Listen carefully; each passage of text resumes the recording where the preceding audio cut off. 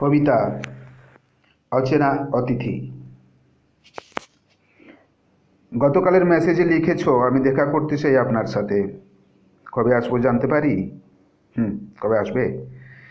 যেদিন পূর্ণিমার গোটা চাঁদ লজ্জা পাবে চাঁদনিকে দেখে, বসন্তের সাদা মেঘ কালো করে ঢেকে আনবে এক গাদা বৃষ্টিবিন্দু সাগরের নোনা জল মেখে।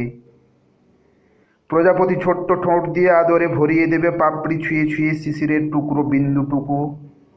যতনে সোহাগে আর আদরে আদরে প্রতি ঘাস ফুলে উড়ে বসে।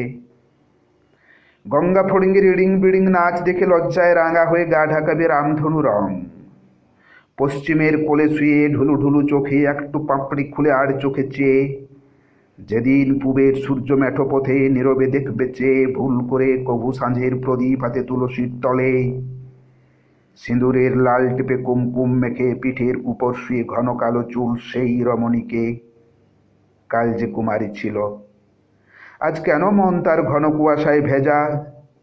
কেন ঝড় বয়ে জোরে এলোমেলো দক্ষিণ দুয়ারে দীর্ঘ নিঃশ্বাস ফেলে তার দুদিনের ঘরে?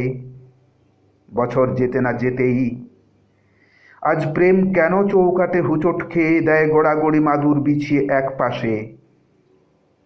মুক্তির নেশা যেন খোঁচা মারে তাকে প্রতিটি অণুতে। সদ্য ফোটা পাপড়ির ফুল হয়ে ফোটার আনন্দ নিমেষে কেমন করে মরে যায় মাথা গোঁজে। নূতন প্রজন্মের প্রেম।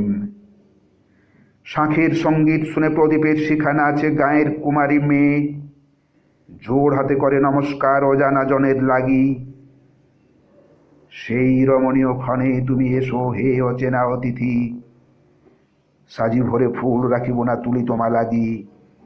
চাইব না জানিতে আমি শহরে না গাঁয়ে থাকো তুমি।